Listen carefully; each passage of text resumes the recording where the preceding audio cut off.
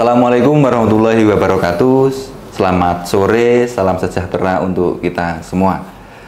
Tahapan pemilihan Bupati dan Wakil Bupati Wonogiri tahun 2024 telah usai. Bupati dan Wakil Bupati Wonogiri terpilih pun telah dilantik 20 Februari yang lalu. Lantas, bagaimana perjalanan pengawasan yang dilakukan oleh Bawaslu Wonogiri? Kita kupas dalam Ngabuburit Sesarengan Ngawasi bersama saya, Nur Kholis. Sahabat Bawaslu dimanapun Anda berada, pada kesempatan kali ini sudah hadir di tengah-tengah kita, yakni Ketua Bawaslu Kabupaten Wonogiri, Bapak Antonius Joko Wuryanto SH, yang pada kesempatan kali ini mau mengupas tuntas terkait dengan hasil pengawasan pemilihan 2024. Selamat datang Pak Joko, selamat sore, sehat Pak Joko ya? Terima kasih, sehat, alhamdulillah, sehat-sehat, baik-baik semuanya. Baik-baik semua ya Pak ya, alhamdulillah ya. Pak, sehat yang penting Pak ya. Baik sahabat Bawaslu dimanapun Anda berada, kita tidak akan berlama-lama lagi. Langsung saja kita berikan waktu kepada Pak Joko untuk menyampaikan terkait dengan kewenangan ataupun kewajiban tugas Bawaslu Kabupaten Wonogiri. Apa sih Pak yang sebenarnya yang menjadi tugas Bawaslu Kabupaten Wonogiri dalam pelaksanaan pemilihan 2024 itu Pak? Terima kasih Mas Nur Kholis waktu yang diberikan. Assalamualaikum warahmatullahi wabarakatuh. Waalaikumsalam. Selamat sore, salam sejahtera untuk kita sekalian. Pertama-tama izinkanlah saya selaku pribadi maupun lembaga mengucapkan selamat menjalankan ibadah puasa bagi teman-teman muslim yang pada saat ini melakukan ibadah puasa. Semoga dapat berjalan dengan lancar sampai nanti pada puncaknya di Idul Fitri.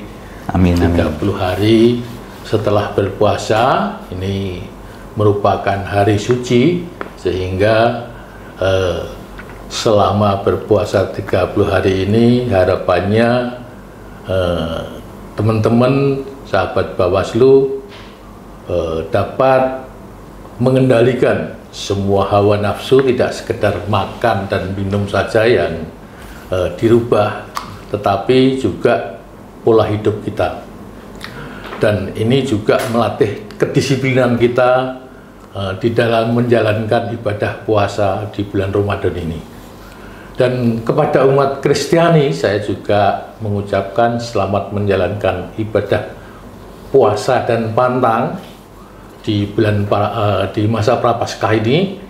Semoga nanti pada puncaknya pada masa Paskah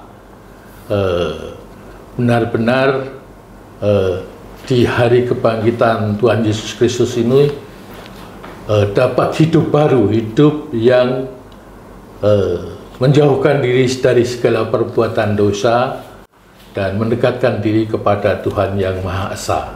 Artinya baik kaum muslim maupun Kristiani, bulan-bulan suci semacam ini marilah kita berbagi kepada saudara-saudara kita yang sangat membutuhkan, dan juga mari kita bersama melatih disiplin diri di dalam hidup untuk berreligius.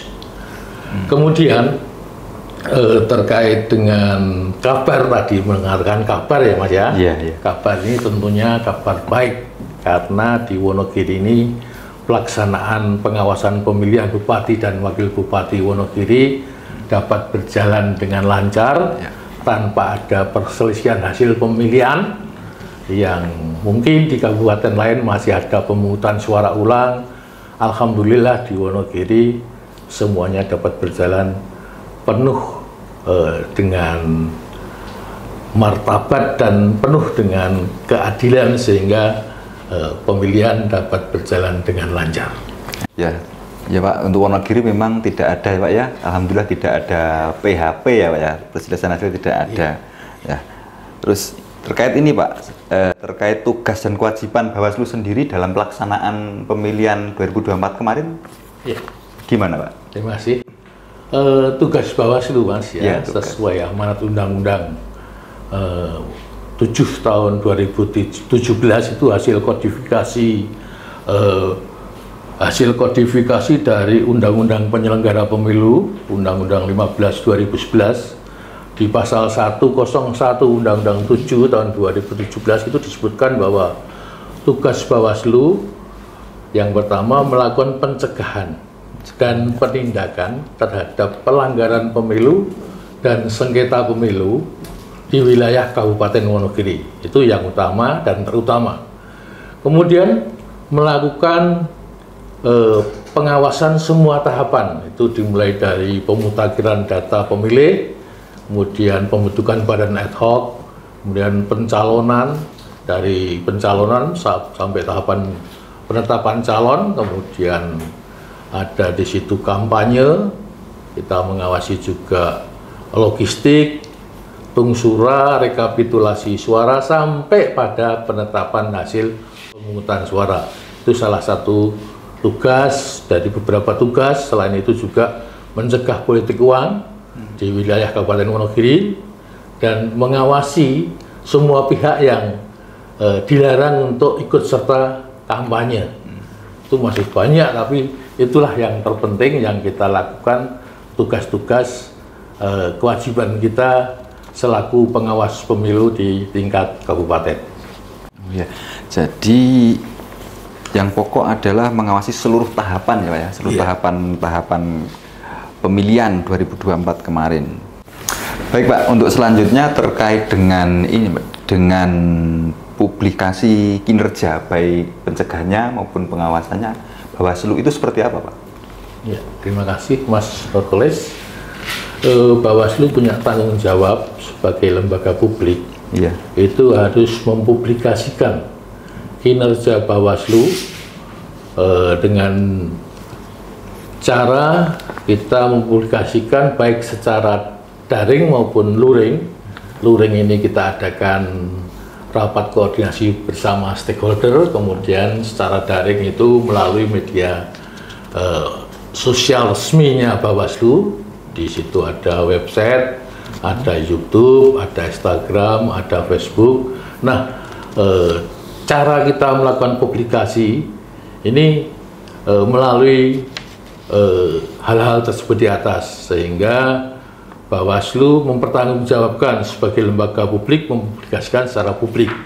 Kemudian juga pada akhir tahapan kita nanti juga membuat laporan akhir pengawasan kepada Bawaslu Provinsi dan Bawaslu RI secara hierarkis, dan juga khusus untuk pemilihan Bupati dan Wakil Bupati ini kita juga melaporkan kepada pemerintah daerah dan DPRD. Oh ya, jadi publikasinya via luring maupun daring ya Pak ya, terutama lewat media sosial yang akun-akun resminya Bawaslu Wonogiri. Nah, untuk selanjutnya Pak, ini terkait dengan kerawanan Pak ya, dalam pemilihan itu biasanya kan ada kerawanan tertentu kan Pak, itu dalam semua tahapannya itu ada kerawanan tertentu. Nah, bagaimana Bawaslu dalam mengantisipasi kerawanan yang ada dalam tiap tahapan itu Pak? Ya, terima kasih Mas Norkores. Untuk mengawasi kerawanan ini yang jelas kita melakukan pencegahan dengan cara mengidentifikasi dan memetakan kerawanan dalam pemilihan. Di situ kita dapat masukan dari hierarki ya, dari Bawaslu Provinsi maupun RI, bahwa Bawaslu Kabupaten Wonogiri ini masuk kategori rawan sedang. Oh, sedang ya? Iya, rawan sedang. Dan kalau kita kategorikan ada kerawanan ini ada 3 ya. Kerawanan tinggi, ini terkait hak-hak individu dalam pemilihan dalam pemungutan suara. Ini hak individu ini jangan sampai nanti pada pemungutan suara yang seharusnya punya hak untuk memilih tidak memilih. Artinya yang seharusnya MS tapi TMS, sehingga dalam pemutakhiran data pemilih ini benar-benar harus kita lakukan memastikan bahwa hak tersebut tidak terabaikan. Ini kategori tinggi.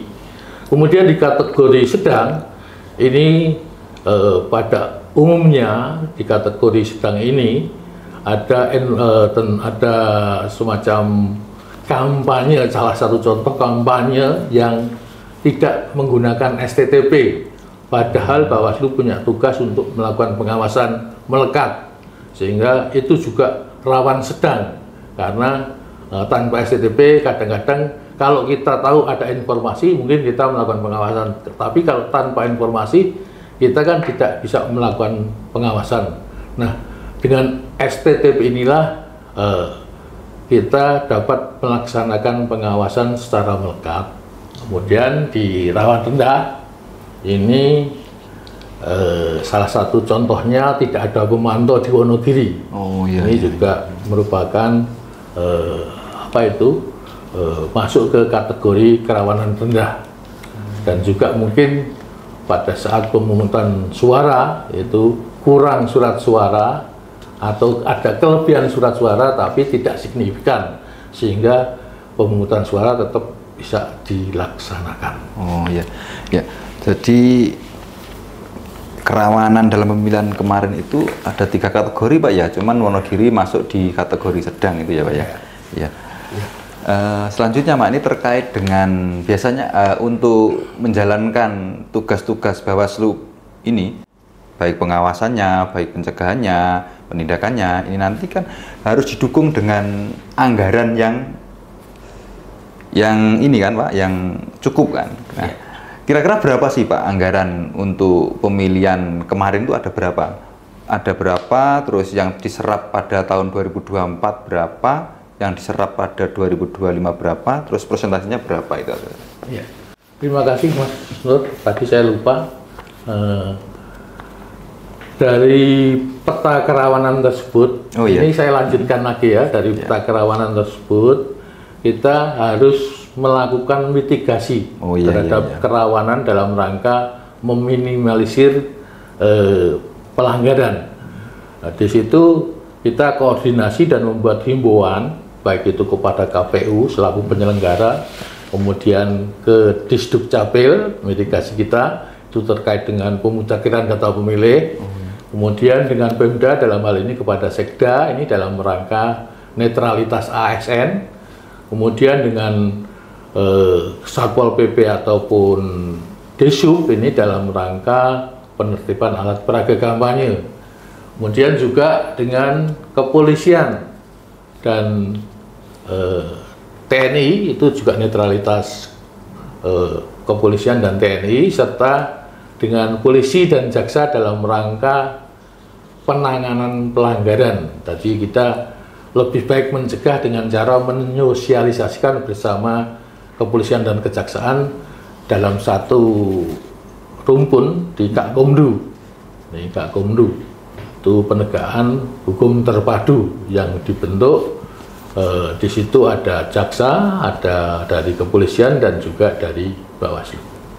Kemudian terkait dengan anggaran hibah tadi yang Mas Nurkoles sebutkan tadi, anggaran hibah yang diterimakan kepada Bawaslu Wonogiri oleh Pemda ini ada 11.168.250.000. Nah, dari anggaran tersebut pada tahun 2024 itu terserap sekitar 8.749.218, dan di tahun 2025 karena anggaran ini multi year, berarti 2024 dan 2025, ini di tahun 2025 itu ada anggaran yang terserap sekitar 774.145.220,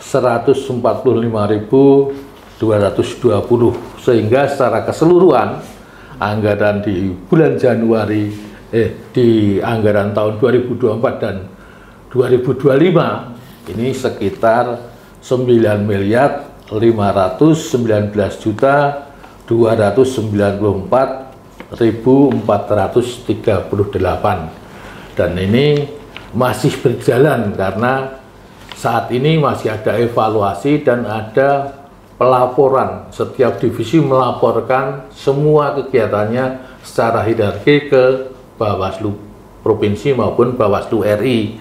Dan untuk sementara ini serapan anggaran yang sudah kita serap itu ada sekitar 85% atau sekitar 85,24%. Itu Mas. Oh iya, berarti masih itu belum final Pak ya? Belum final, masih final, ini ya. kan? Masih, soalnya masih dipakai untuk evaluasi ya. Pembuatan buku laporan-laporan. Oh iya. Jadi total dana hibahnya dari pemerintah daerah itu 11 miliar Pak ya? 11 miliar. Ya.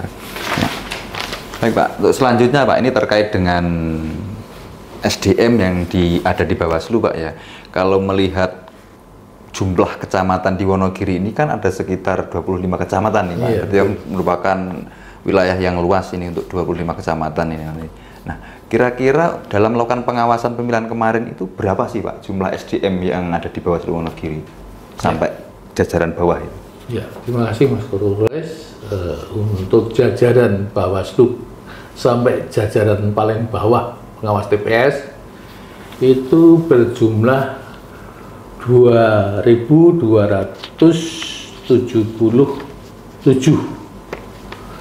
terdiri dari Bawaslu Kabupaten ini ada 5 orang, kemudian Panwaslu Kecamatan ini 75 orang, kemudian pengawas kelurahan desa ada 294 pengawas kelurahan desa, dan ada 1.903 pengawas TPS.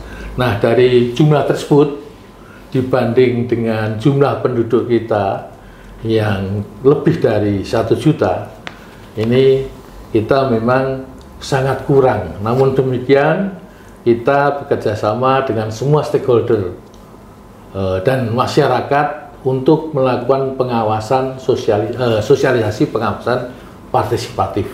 Nah, dengan demikian harapan kita masyarakat juga aktif kalau memang ada pelanggaran segera melaporkan atau minimal memberitahukan kepada kita sehingga kita bisa menindaklanjuti.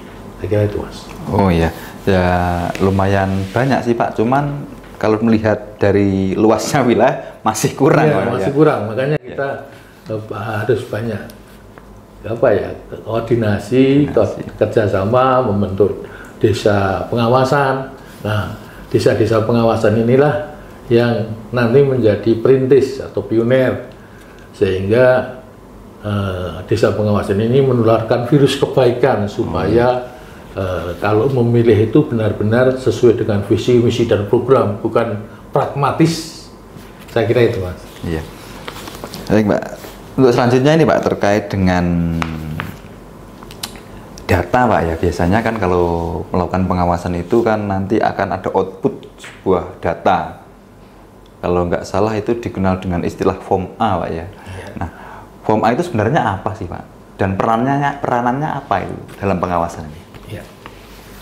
Form A itu sebenarnya kan laporan hasil pengawasan dari kertas kerjanya pengawas. Oh, kertas kerja. Jadi setiap pengawas melakukan pengawasan ini harus membuat laporan hasil pengawasan atau yang disebut Form A. Dan Form A ini sangat urgent sekali, sangat penting sekali, terutama kalau ada perselisihan hasil pemilihan. Form A ini dijadikan bukti Bawaslu untuk memberikan keterangan bahwa telah melakukan pengawasan pada wilayah kabupaten, sehingga Mahkamah Konstitusi akan mempertimbangkan dengan adanya Form A tersebut. Nah, Form A ini mengawasi sejak dari pemutakhiran data pemilih sampai penetapan hasil. Ini jumlahnya kurang lebih ada 1.545 Form A. Dan yang terbanyak itu di Form A pengawasan pemutakhiran data pemilih dan kampanye. Kalau yang lainnya pun ada, tapi tidak sebanyak di pemutakhiran data pemilih. Itu Mas, kira-kira ya. Berarti apa SDM yang dari Bawaslu kabupaten sampai tingkat paling bawah tadi juga memakai Form A itu Pak ya? Menggunakan Form A itu. Dan Form A inilah yang dijadikan bukti bahwa teman-teman Panwas ad hoc melakukan pengawasan. Jadi tidak hanya sekedar mengawasi tanpa lembar kerja. Nah, ini bukti lembar kerja ini kejadian apa saja di situ harus dicatatkan. Oh iya. Oh iya Pak, ini terkait dengan ini Pak. Biasanya kan kalau pemilu maupun pemilihan itu biasanya kan ada kampanye kan Pak ya. Kalau kampanye itu biasanya kan ada yang pasang-pasang APK, alat peraga kampanye itu Pak, yang di jalan-jalan maupun bahan kampanye yang dipakai untuk kampanye door to door maupun pertemuan-pertemuan itu kan Pak ya oleh pasangan calon. Nah, di pemilihan 2024 ini ada berapa sih Pak APK yang ditertibkan oleh Bawaslu Wonogiri selama masa kampanye sampai masa tenang? Dan juga ada hambatan apa? Hambatannya biasanya apa? Hambatan dan tantangannya dalam penertiban APK ini? Ya, terima kasih Manur. Jadi salah satu metode kampanye ini kan pemasangan alat peraga kampanye. Jadi alat peraga kampanye ini baik yang itu difasilitasi oleh KPU maupun yang dibuat sendiri oleh paslon. Nah, dari situ itu sering terjadi pemasangan alat peraga kampanye ini tidak sesuai dengan peraturan perundang-undangan ataupun peraturan bupati, sehingga banyak alat peraga kampanye yang ditertibkan.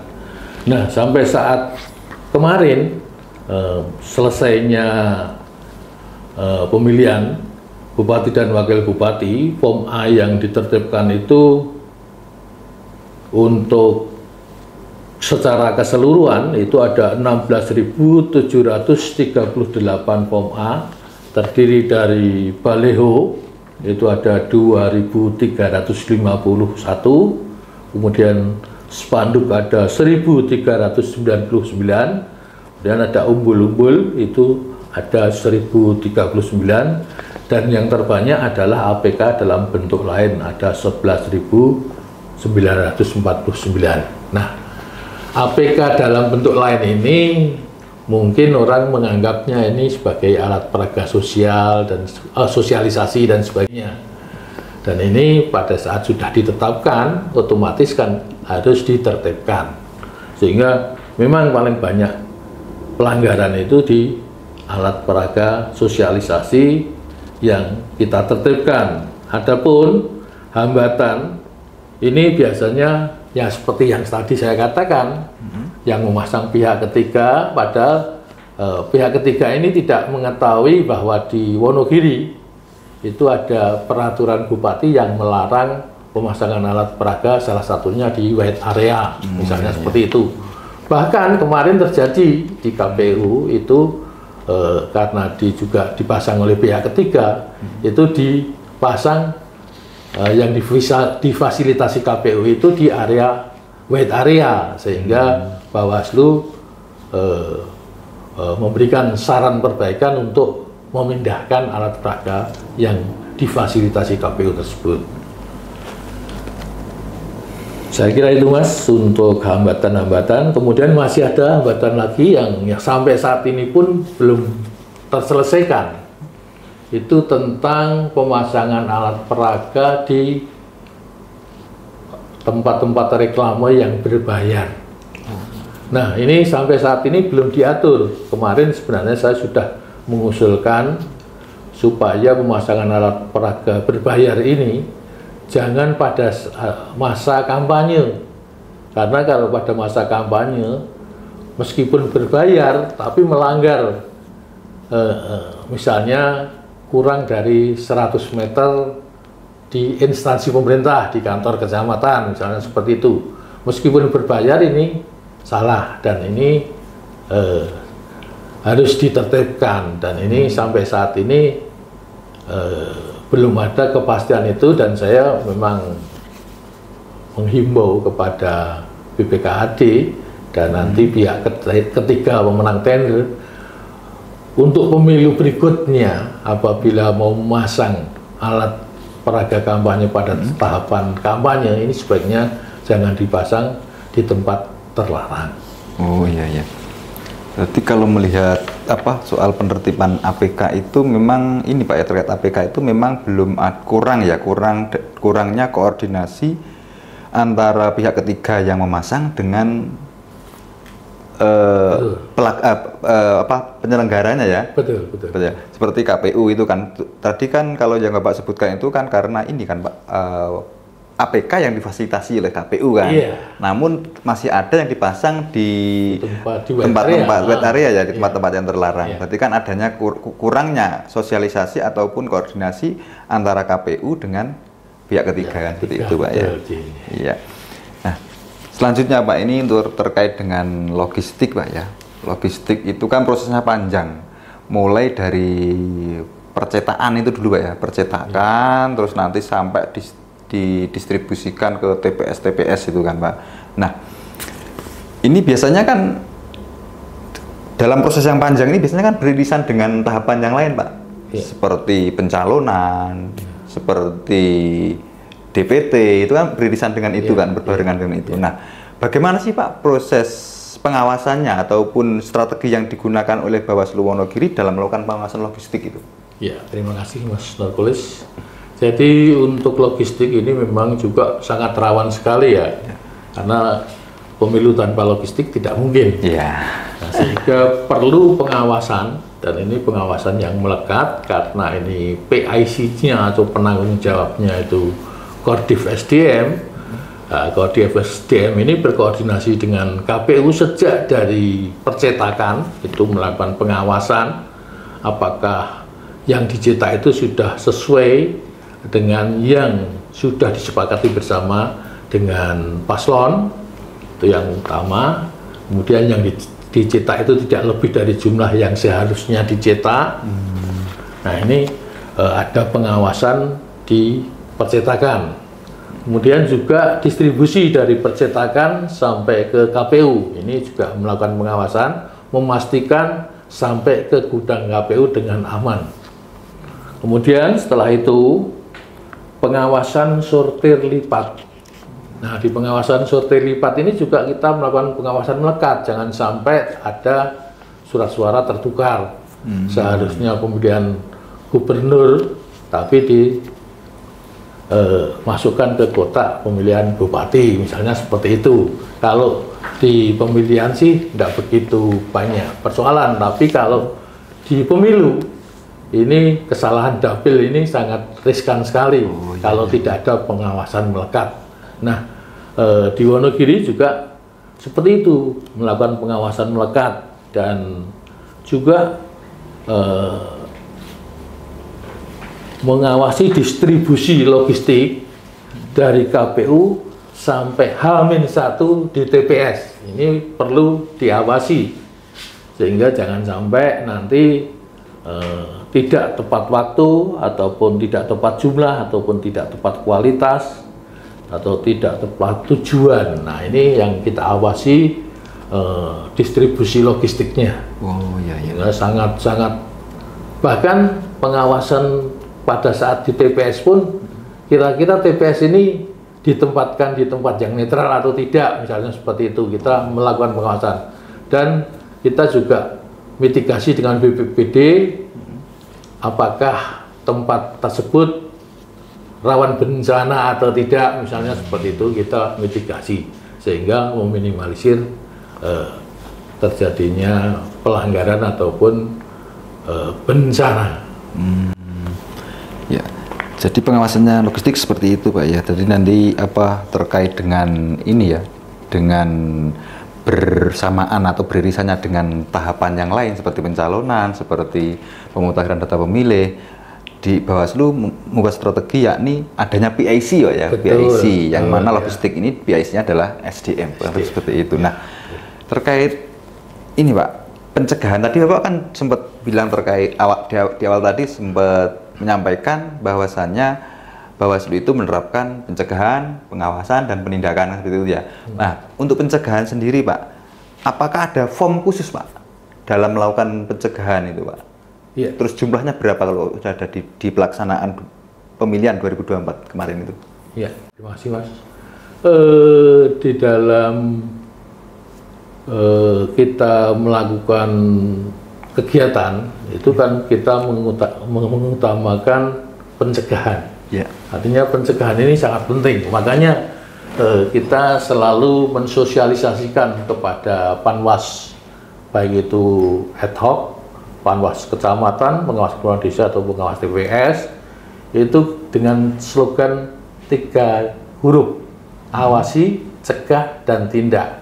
Nah, di dalam pencegahan ini, kegiatan pencegahan ini kita melakukan himbauan kepada semua pihak yang terkait, stakeholder, kemudian juga melakukan pengawasan melekat. Jadi dari himbauan yang kalau mungkin di istilah pengawas pemilu ini Form F, Iya. ini ada sejumlah 3.469 Form F dalam rangka melakukan pencegahan supaya tidak terjadi pelanggaran. Dan pencegahan ini baik itu melakukan himbauan ataupun menggunakan saran perbaikan. Kalau saran perbaikan bisa secara lisan ataupun secara tertulis. Oh iya iya. Berarti berupa Form F Pak ya untuk pencegahan ya. Iya. Jadi sudah begitu banyak dalam proses pemilihan bupati 2024 kemarin, ada 3.000 sekian Pak ya. Iya. Nah, selanjutnya ini Pak, terkait dengan pelanggaran Pak ya. Kalau pemilu maupun pemilihan itu biasanya kan syarat dengan adanya dugaan pelanggaran atau potensi pelanggaran yang muncul.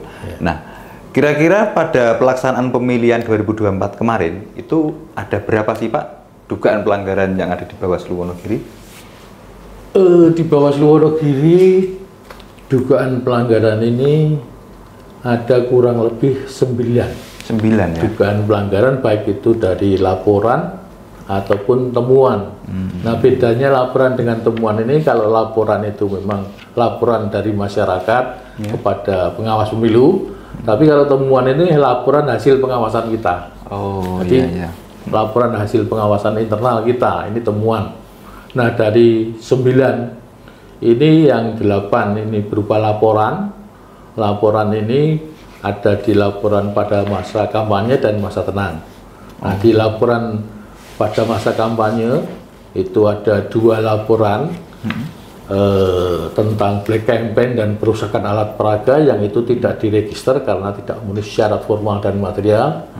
Kemudian pada masa tenang itu ada laporan money politik, ada di beberapa kecamatan, tapi kita register. Namun demikian karena di pembahasan kedua tidak terpenuhinya unsur-unsur yang disangkakan, sehingga Gakumdu menetapkan bahwa laporan tersebut dihentikan. Kemudian ada laporan yang ke kecamatan, itu terkait pelanggaran kode etik, dan itu kita teruskan ke KPU dan KPU memberhentikan. Kemudian satu lagi tentang temuan. Ada temuan, ada salah satu perangkat desa yang tidak netral, dan itu juga kita teruskan kepada kepala desa untuk ditindaklanjuti sanksinya. Dan itu sudah dilakukan semua. Kemudian selain pelanggaran Mas, ini kan ada sengketa ya. Oh iya, sengketa. Sengketa. Nah, Wonogiri tidak ada sengketa.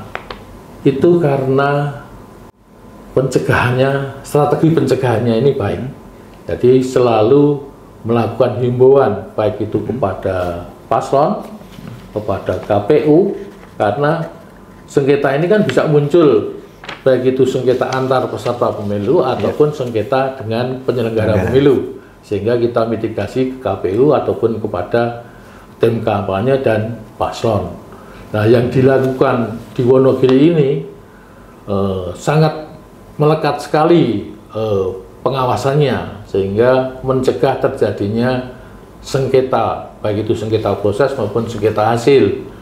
Salah satu contoh itu pada saat pencalonan, kita sejak awal itu melakukan pengawasan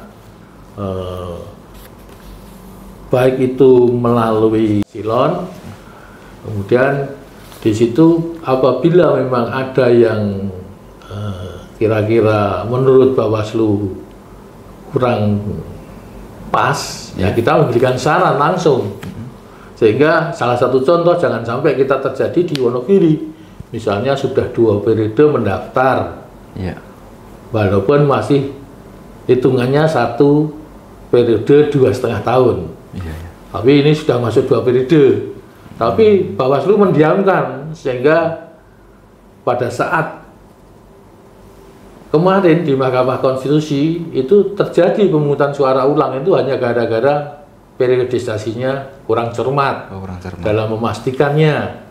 Itu salah satu contohnya seperti itu. Kemudian Bawaslu selain melakukan pemeriksaan terhadap keabsahan ijazah dan sebagainya, sehingga di pencalonan kemarin sengketa tidak ada, dan itu memang strategi pengawasan yang dilakukan Bawaslu baik menurut saya seperti itu, Mas. Oh ya, ya berarti untuk dugaan pelanggaran di Wonogiri yang masuk ke Bawaslu itu ada 9, Pak ya? Iya. 9. Terus di Wonogiri juga tidak ada sengketa. Yang mana sengketa ini yang paling rawan untuk sengketa peserta pemilihan, Pak ya, dengan penyelenggara itu adalah pada masa pencalonan, Pak ya. Dan pencalonan Bawaslu Wonogiri telah melakukan berbagai pencegahan, akhirnya zero dengan sengketa. Begitu juga di kampanye, Pak ya. Kampanye Wonogiri juga zero sengketa antar peserta. Karena strategi yang diterapkan oleh Bawaslu dalam mengantisipasi terjadinya sengketa sudah sangat maksimal dan juga sangat efisien, Pak ya, seperti itu. Nah, ini Pak, untuk yang selanjutnya ini terkait dengan kegiatan Bawaslu nih Pak. Untuk tahapan pemilihan ini kan sudah di ujung apa ya? Di ujung sudah di ujung titik Pak ya, titik akhir. Nah, nanti Pak untuk kedepannya ini nanti otomatis kan tidak ada tahapan Pak ya. Nah, kegiatan Bawaslu kira-kira apa Pak?